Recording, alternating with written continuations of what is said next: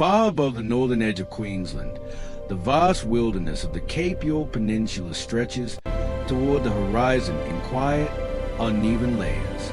It is a landscape defined by distance. Dense rainforest gives way to mangrove coastline. Rivers wind slowly through the interior. Dirt roads fade into long red tracks that disappear into the bush. For many communities scattered across this northern frontier of Australia, roads are unreliable and long journeys by land are measured not in hours, but in days. In places like Lockhart River, aviation is not a convenience. It is a lifeline. Small regional aircraft arrive with mail, food, medical supplies, teachers, engineers, and families returning home. Their engines echo across the trees before the aircraft appears, descending slowly through the humid air toward a narrow strip of pavement carved from the forest. Flights here follow routines that rarely attract attention. Pilots learn the terrain. Passengers know the sound of the aircraft. The sky becomes part of daily life.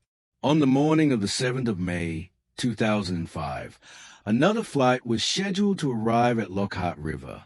It was a short journey by air, routine for crews familiar with the region. The aircraft assigned to the flight was a Fairchild Metroliner SA227 DC, a narrow, high-performance turboprop designed to connect remote destinations. Operated by the regional airline Transair, the aircraft had completed many similar flights across northern Australia. From the outside, the Metroliner carried a distinctive shape, long and slender, with high wings and powerful turboprop engines mounted close to the fuselage. Designed for efficiency rather than luxury, it was built to move small groups of passengers quickly between isolated airstrips. Inside the cockpit, the aircraft was guided by experienced professionals accustomed to the challenges of regional aviation. Their route that morning led north across the rugged terrain of Cape York. Below them stretched one of the least populated regions in the country.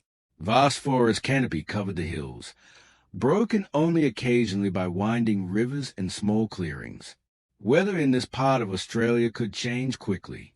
Moisture from the surrounding seas often moved inland, building low clouds across the hills and valleys. Visibility could narrow suddenly. Rain showers drifted across the landscape without warning. For pilots approaching remote airstrips, these conditions demanded precision. Lockhart River Airport itself sits near the eastern coastline of the peninsula. The runway lies between forested ridges that rise gently inland. Approaches are straightforward in clear weather, but under low cloud they require careful management of altitude and position. Aircraft arriving here do not rely on the complex instrument landing systems found at major international airports. Instead, pilots follow non-precision approach procedures, using navigation aids, timing, and altitude references to guide the aircraft safely toward the runway. On most days, the process unfolds quietly. The aircraft descends through cloud. The coastline appears. The runway comes into view. Engines throttle back. Another routine landing. But aviation accidents rarely begin with a single moment of failure. More often, they emerge slowly through a chain of small factors that build unnoticed. Weather tightens visibility. Workload increases in the cockpit. Navigation demands greater attention. None of these elements unusual by themselves, but under the right conditions, they begin to interact. On this particular morning, as the Metroliner continued its approach toward Lockhart River, conditions around the airport were beginning to shift.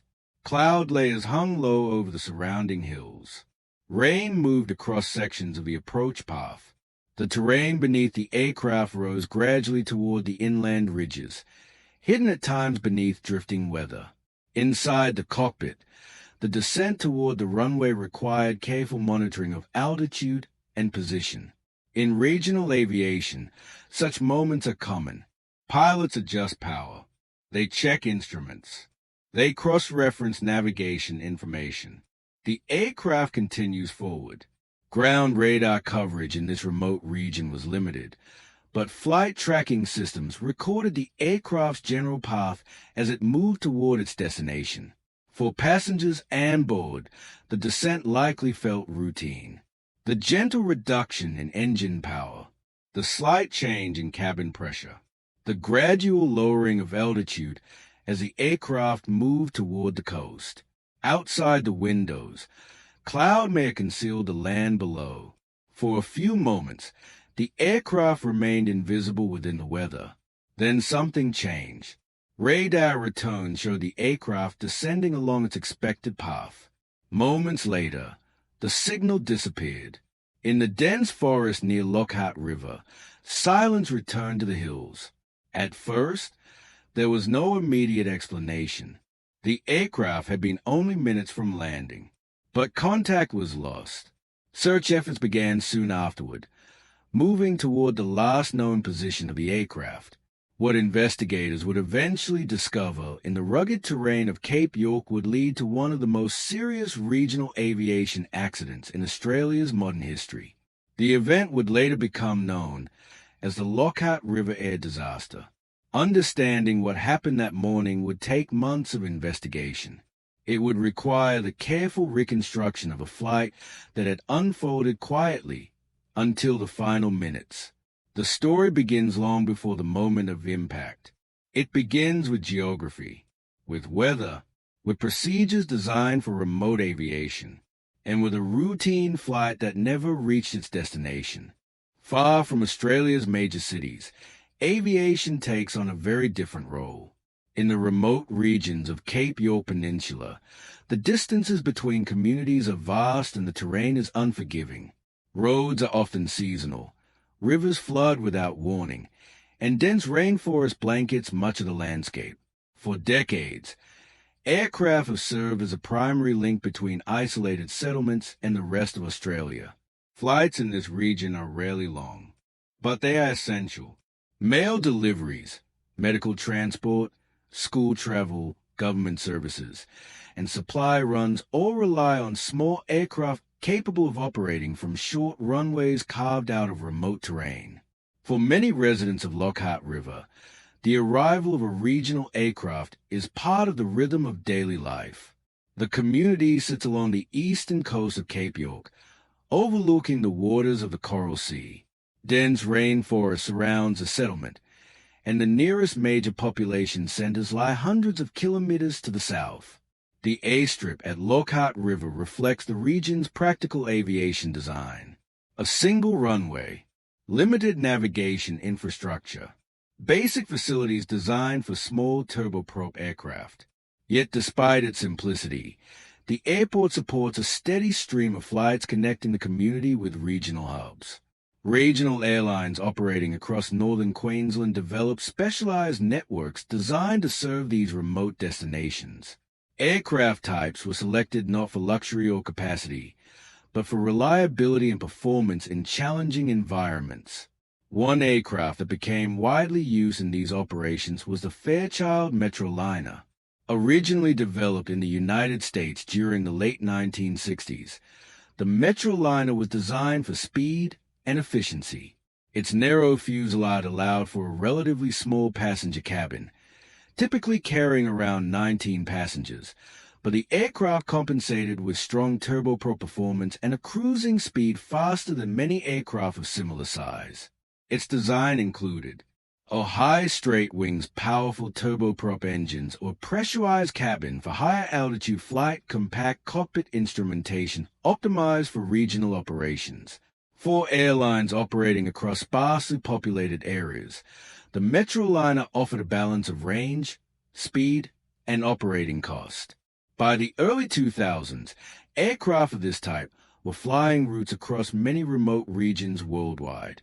In northern Queensland, several regional operators relied on the aircraft to maintain regular services between isolated airstrips. Among them was Transair, a small carrier specializing in charter and scheduled flights across the state. Transair's operations focus on communities where aviation was often the only reliable transportation link. Pilots working these routes were accustomed to demanding conditions. Unlike major commercial flights operating into large airports, regional crews frequently navigated airfields that lack advanced landing systems. Instrument landing systems, precision radar guidance, and wide approach corridors were rare in remote areas. Instead, pilots relied on non-precision approach procedures. These procedures provided altitude guidance and navigation references, but required pilots to maintain greater situational awareness during descent.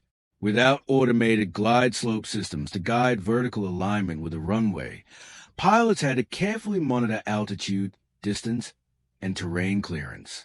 In clear weather, the procedure was straightforward, but in reduced visibility, the workload increased significantly.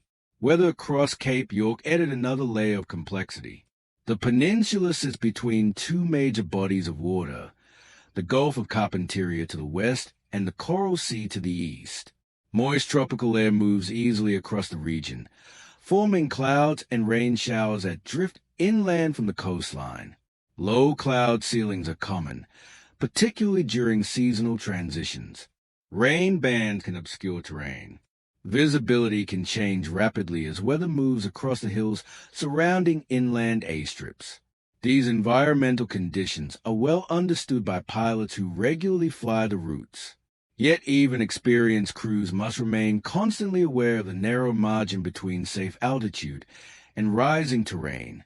When flying in cloud-near mountainous regions, the area surrounding Lockhart River includes gently rising hills inland from the coast. While not mountainous by global standards, these elevations are significant for aircraft descending during approach. When cloud layers settle over the terrain, the ridges can become hidden beneath the weather. Safe approach procedures are designed to keep aircraft above these obstacles until the runway environment becomes visible. But achieving this balance requires precise adherence to altitude restrictions and navigation guidance. On the morning of the 7th of May, 2005, a Transair flight was scheduled to follow one of these routine routes. The aircraft departed from Bamaga, near the northern tip of Cape York, carrying passengers traveling south toward Lockhart River. The journey covered a relatively short distance. Flights between communities across the peninsula often last less than an hour. For both passengers and crew, these trips were common. The aircraft assigned to the flight was a Fairchild Metroliner SA227 DC, a later variant of the Metroliner family designed with improved performance and avionics compared to earlier models. Inside the cabin were 15 people. Among them were residents returning home, travelers moving between communities, and crew members responsible for guiding the aircraft safely along the route. For the airline and the community alike, the flight was routine. Aircraft departed.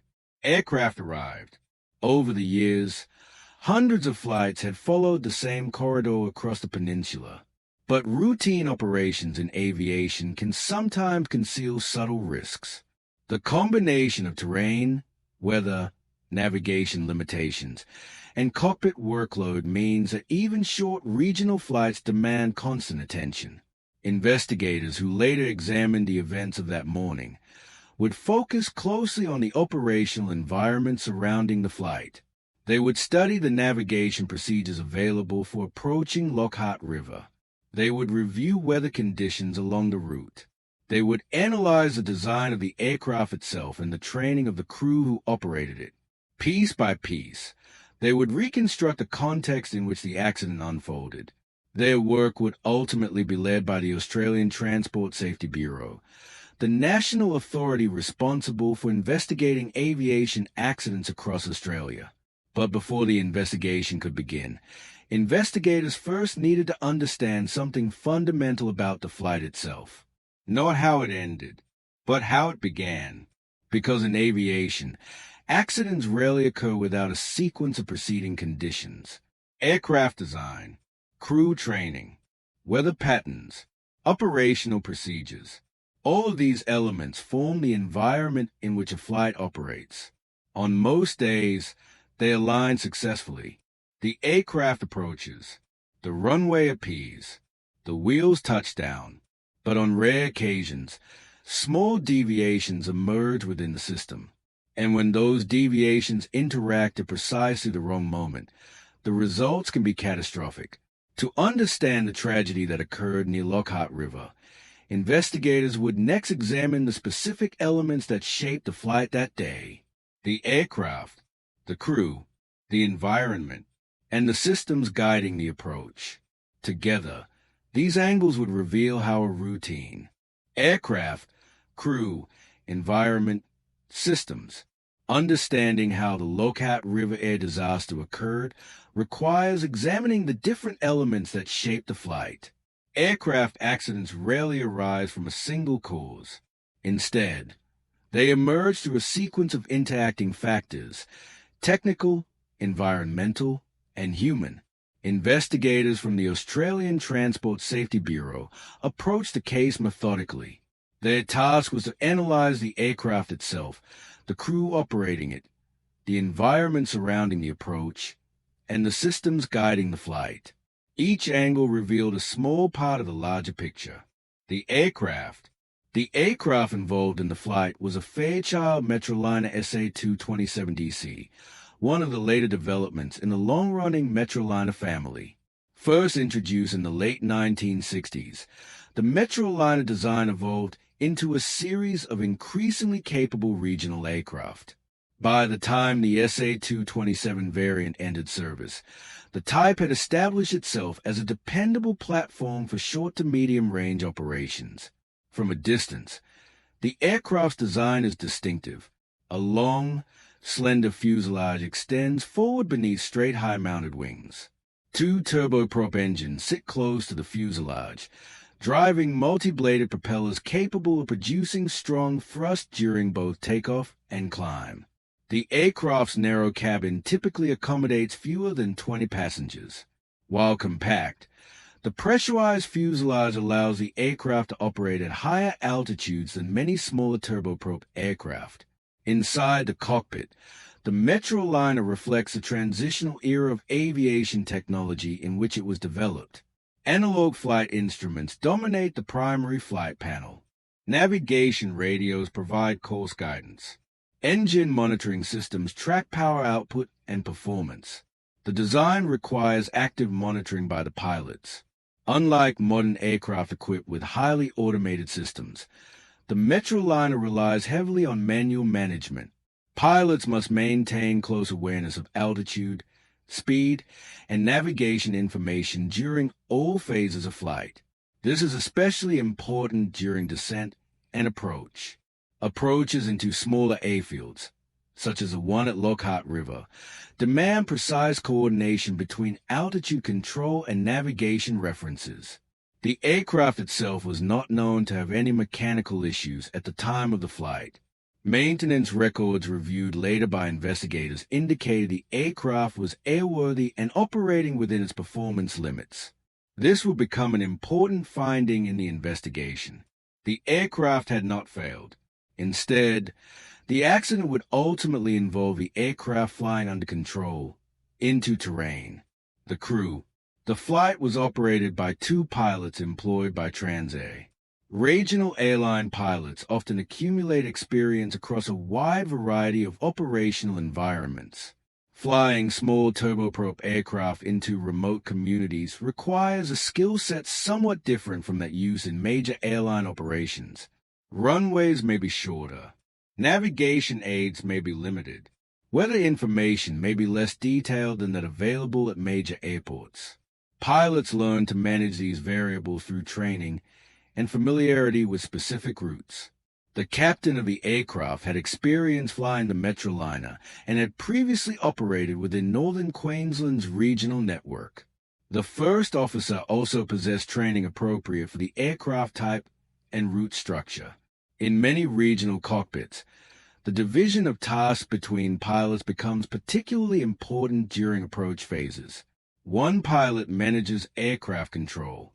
The other monitors navigation references and cross-checks altitude restrictions. These coordinated procedures help reduce the risk of altitude deviations or navigation errors during descent. However, regional operations sometimes involve increased cockpit workload. Short flight durations leave limited time between cruise and descent phases. Weather conditions may require adjustments to the approach profile. Navigation procedures must be executed precisely, particularly when terrain surrounds the airfield. Even small increases in workload can narrow a crew's margin for error. Investigators would later examine how these human factors interacted with the environment surrounding the approach into Lockhart River. The environment. Geography plays a quiet but powerful role in aviation safety. Across Cape York Peninsula, the landscape changes gradually between coastal plains and inland hills. Dense rainforest covers much of the terrain, making visual identification of landmarks difficult when flying below cloud layers. The approach path toward Lockhart River Airport leads aircraft inland from the coastline before aligning with the runway. In clear weather, pilots can visually confirm their position relative to the terrain. The coastline provides a strong geographic reference point, and the runway itself becomes visible several miles away.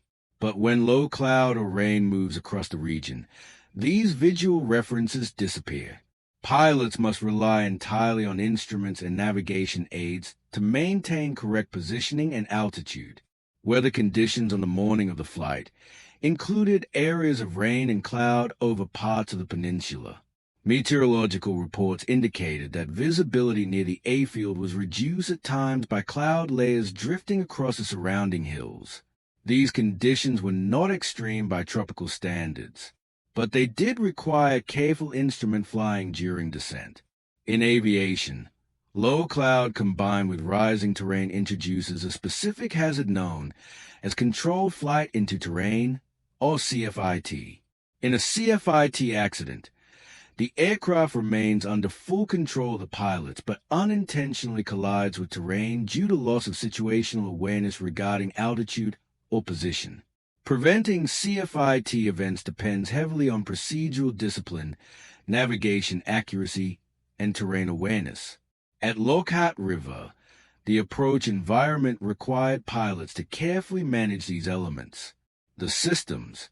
Large international airports often rely on highly precise landing systems to guide aircraft safely to the runway. These systems include instrument landing systems that provide both lateral and vertical guidance to the aircraft, but remote airstrips rarely have such infrastructure. The airport at Lockhart River instead relied on non-precision approach procedures. In these procedures, pilots follow navigation signals that guide the aircraft laterally toward the runway. However, vertical guidance, how the aircraft ascends in altitude, must be controlled manually by the pilots using altitude references published on approach charts. This requires a step-down descent profile. Pilots descend to specific altitudes at certain distances from the runway, ensuring that the aircraft remains safely above terrain until reaching a point where the runway environment should become visible. Maintaining this altitude discipline is critical. Descending too early can place the aircraft dangerously close to terrain. Descending too late can require abrupt corrections near the runway. In addition, many regional aircraft operating during the early 2000s were not yet equipped with advanced terrain awareness warning systems that later became standard across commercial aviation. These systems, commonly called TAWS or GPWS upgrades, provide automated alerts when aircraft descend dangerously close to terrain. Without such automated warnings, pilots rely primarily on their instruments, procedures, and situational awareness. For experienced crews operating familiar routes, this system generally works well, but it leaves little margin when weather obscures the ground and cockpit workload increases during descent. Investigators studying the Lockhart River accident would later focus closely on the interaction between these factors. The aircraft itself was capable. The crew was trained.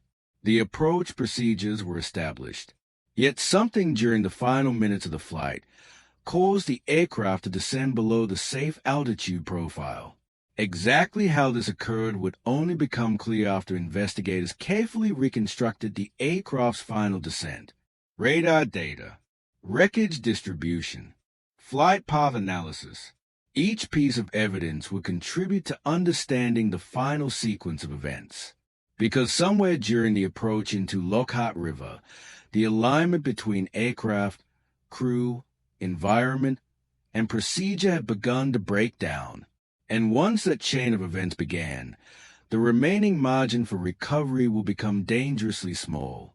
The final minutes of the flight would unfold quickly. The accident. The final phase of the flight toward Lockhart River began as many regional approaches do, quietly, with routine procedures guiding the descent. The Fairchild Metroliner SA227 DC had already crossed much of the rugged interior of Cape York Peninsula. Beneath the aircraft stretched dense rainforest, broken only occasionally by narrow rivers and small clearings in the canopy. The coastline lay ahead. Somewhere beyond the drifting cloud layers, the runway at Lockhart River waited. For the crew in the cockpit, the approach required careful adherence to the published non-precision procedure guiding aircraft safely toward the airfield. Unlike larger airports equipped with precision glide slope systems, this approach demanded manual control of the descent profile. Altitude restrictions at specific distances from the runway ensured aircraft remained clear of the surrounding terrain. Pilots monitored instruments continuously. Altitude, distance, heading. These references formed the invisible path leading through cloud toward the runway. Weather conditions in the area were not extreme, but they were far from clear.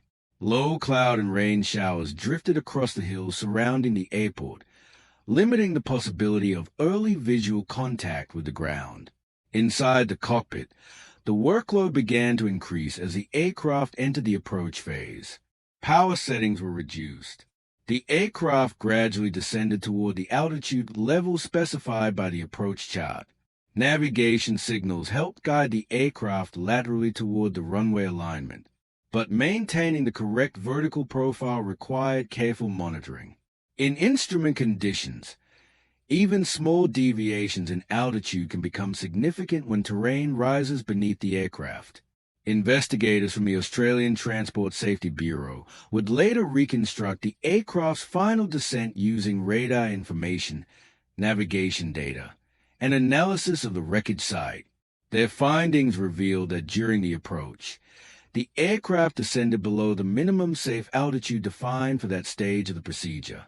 Exactly when this deviation began is difficult to determine with precision, but the reconstructed flight path showed the aircraft gradually moving lower than the terrain clearance limits required for safe approach. Inside the cockpit, the change may have been subtle. Altitude indicators moved slowly during controlled descent. The aircraft remained stable.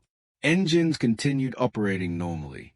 Nothing suggested an emergency. The flight remained under control. This is a defining characteristic of controlled flight into terrain. The aircraft is functioning. The crew is actively flying, but awareness of the aircraft's exact position relative to the terrain has been lost. As the Metroliner continued its descent toward Lockhart River, the hills inland from the coastline began to rise beneath the cloud layer. Dense forest covered the slopes. Visibility below the clouds was limited by rain and mist. Without clear visual reference to the ground, the crew relied entirely on instrument data and navigation procedures. At some point during this phase of the approach, the aircraft descended further below the safe altitude profile. Investigators would later describe this moment as a loss of vertical situational awareness. The aircraft was now flying dangerously close to terrain concealed beneath the cloud. Modern aircraft often rely on automated terrain awareness systems to warn pilots when altitude becomes unsafe. These systems generate loud alerts when the aircraft approaches rising terrain. But the Metroliner involved in this flight was not equipped with the advanced version of such systems that later became standard in commercial aviation.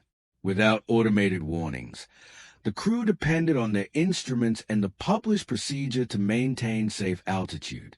The aircraft continued forward along the approach path. Ground radar coverage in the region was limited, but available tracking data indicated the aircraft descent continued toward the inland hills east of the airstrip. For passengers seated in the cabin, the final moments likely felt like a normal approach. A slight reduction in engine noise, the gentle sensation of descent, cloud outside the windows, no sudden maneuver, no abrupt loss of control. Then, within seconds, the aircraft reached the level of the terrain hidden beneath the clouds. The Metroliner struck the forested hillside approximately 11 kilometers southeast of Lockhart River Airport. The impact occurred while the aircraft was still moving forward at significant speed. Investigators later determined that the aircraft remained under power at the moment of impact. The aircraft did not stall. It did not break apart in the air. Instead, it collided with terrain while fully controllable, a classic control flight into terrain accident. The crash site lay deep within dense rainforest, making access difficult for rescue teams. Thick vegetation surrounded the area, and the remote location meant that initial search efforts had to rely on aircraft to locate the wreckage. Shortly after the aircraft failed to arrive at Lockhart River, concern began to grow. Communication attempts went unanswered.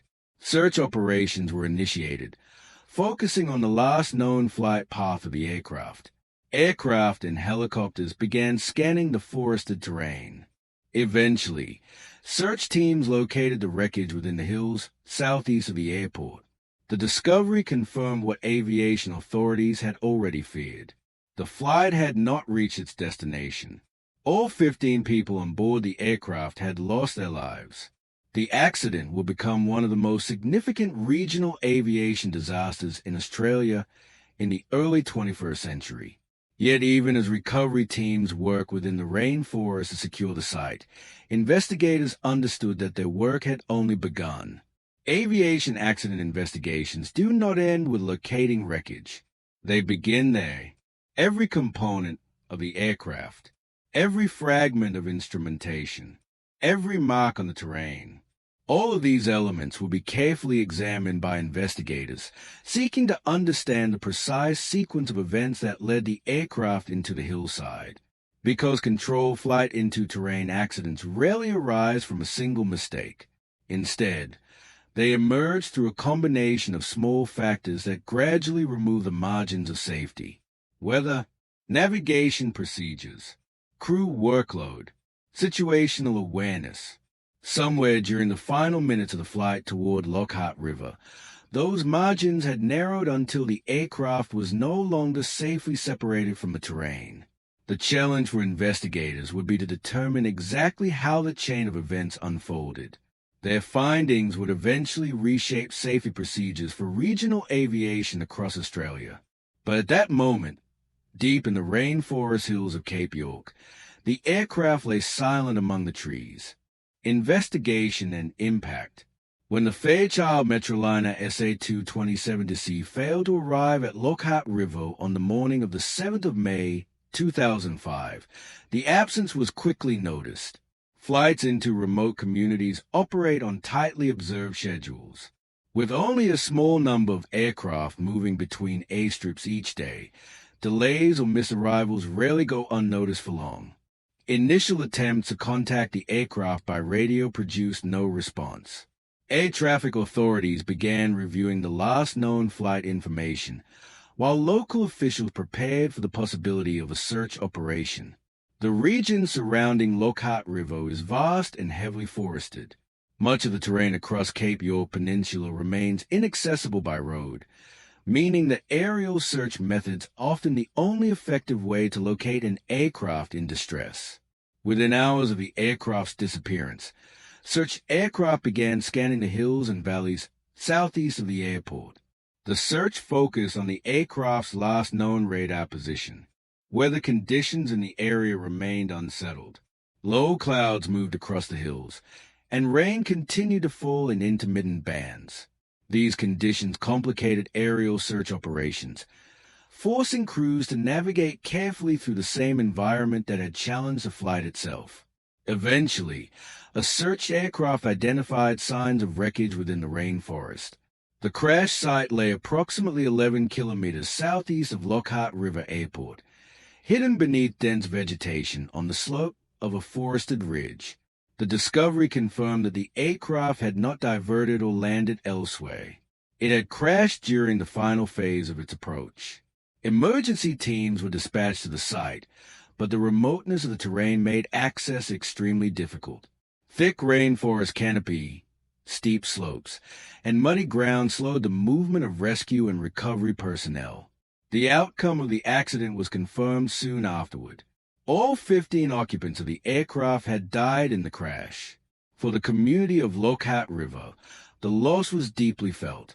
Small remote communities are closely connected, and aviation accidents in such places affect not only the families of those on board but also the wider region that depends on the same aircraft routes.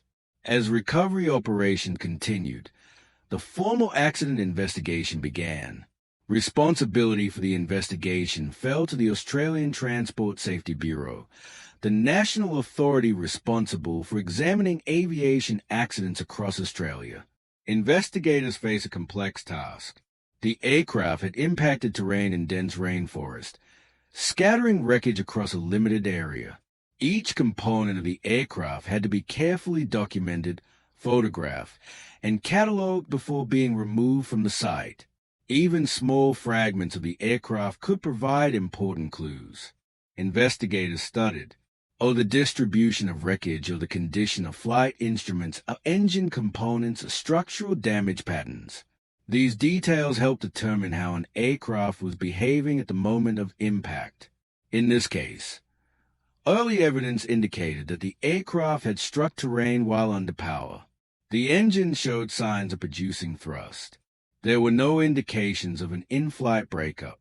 The aircraft had remained structurally intact until the moment of collision with the hillside. These findings pointed investigators toward a specific category of accident: controlled flight into terrain. To understand how the aircraft descended below safe altitude, investigators began reconstructing the final minutes of the flight. Unlike larger commercial aircraft, the Metroliner involved in the crash was not equipped with a flight data recorder or cockpit voice recorder. This absence made the reconstruction process more difficult. Instead, investigators relied on other forms of evidence: radar data, air traffic communications, and navigation equipment analysis, wreckage examination, weather reports from the time of the flight. By combining these sources, investigators gradually built a picture of the aircraft's descent profile. The analysis revealed that during the approach toward Lockhart River, the aircraft had descended below the altitude required by the published non-precision approach procedure. The aircraft remained on a generally correct horizontal path toward the runway, but its vertical position relative to the terrain had become unsafe. The investigation identified loss of vertical situational awareness as a central factor. In simple terms, the aircraft was lower than the crew realized. Weather conditions played an important role. Cloud layers and rain showers limited the crew's ability to see the terrain beneath them. Without visual reference to the ground, the pilots were dependent on instruments and altitude restrictions defined by the approach procedure. In such situations, maintaining strict adherence to published altitudes is critical. Even small deviations can reduce the margin between aircraft and terrain.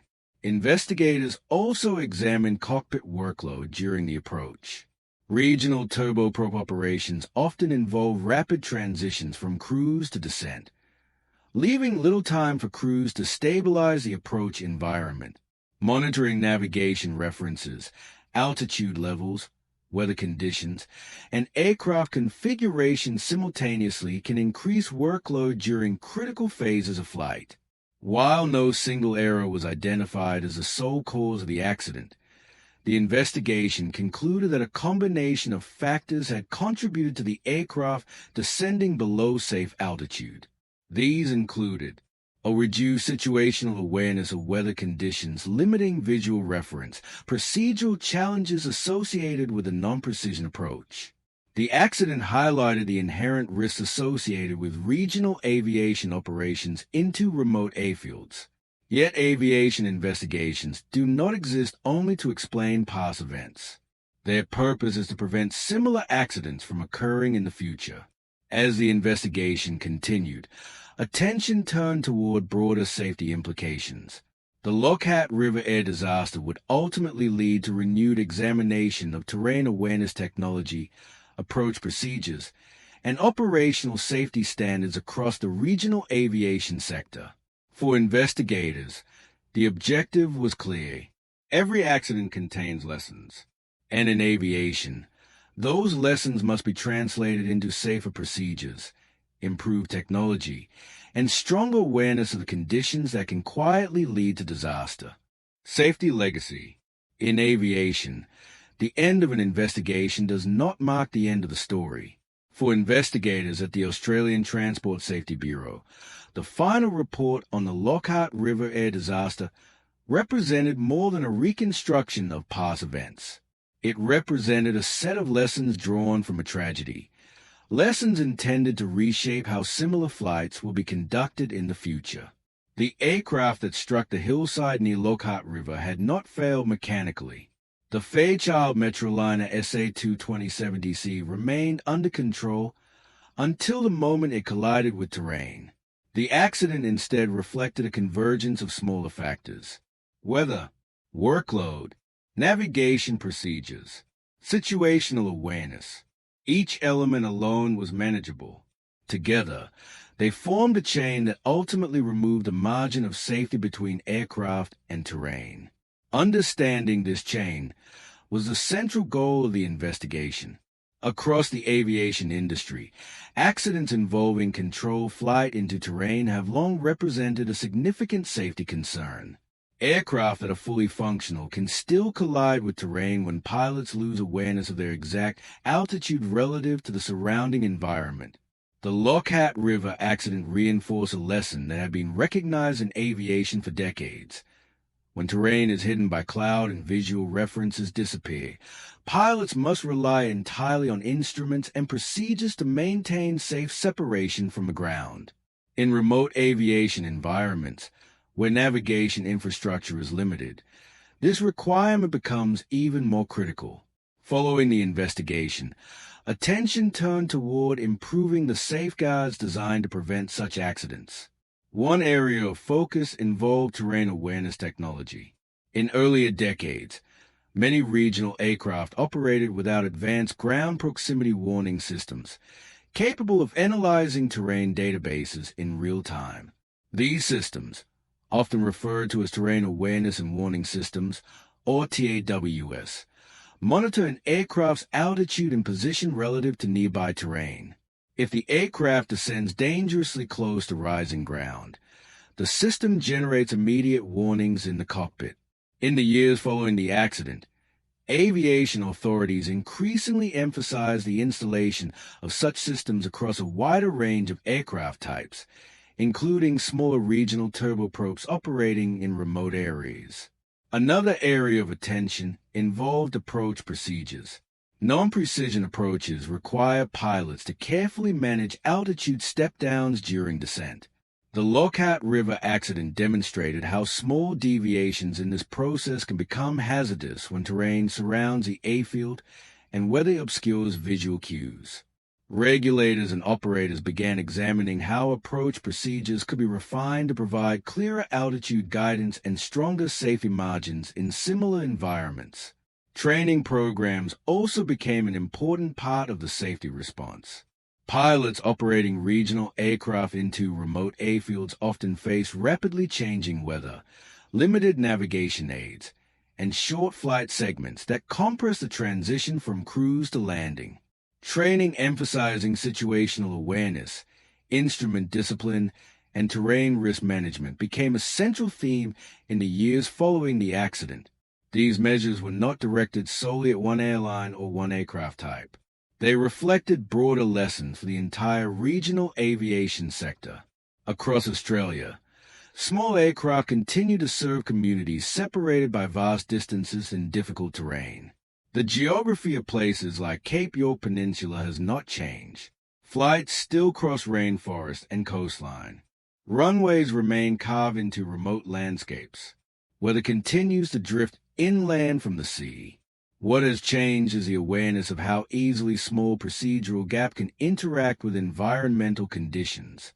In aviation, every accident leaves a permanent record. Investigators document each detail not only to explain the past but to inform the future. Procedures are revised. Equipment standards evolve. Training programs adapt. These changes often occur quietly, far from public attention. Passengers boarding regional aircraft rarely see the legacy of past accidents in the cockpit instruments or the approach charts guiding their flight. But those improvements are present. They are the result of investigations like the one conducted after the Lockhart River disaster. For the community of Lockhart River, the memory of the accident remains part of local history. Small communities feel lost in ways that extend beyond statistics. Each name on the passenger list represents a person known to families, neighbors, and friends. The role of aviation in such regions makes these losses especially profound. Yet aviation also continues to serve the same communities every day.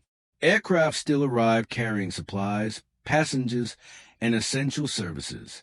Pilots still guide turboprop aircraft through tropical weather toward remote runways. The difference lies in the knowledge gained from past events. Modern cockpit systems provide clearer warnings when aircraft approach unsafe terrain. Procedures emphasize strict altitude management during non-precision approaches. Training reinforces the importance of maintaining situational awareness when visual references disappear. These changes represent the quiet legacy of the Lockhart River accident. The rainforest hills where the aircraft came down remain unchanged. Dense trees still cover the slopes. Cloud still gathers across the ridges when weather moves inland from the Coral Sea. But every aircraft approaching the region today benefits from the lessons drawn from that day. Aviation safety evolves not through dramatic breakthroughs, but through careful analysis of events that reveal hidden vulnerabilities. Each investigation strengthens the system. Each lesson becomes part of a broader effort to prevent repetition. The final chapter of the Lockhart River air disaster is therefore not defined only by the accident itself. It is defined by the changes that followed. Quiet improvements, stronger procedures, better technology, and a continued commitment within aviation to understand the risks that accompany flight, especially in the remote places where aircraft remain the only bridge between communities and the outside world.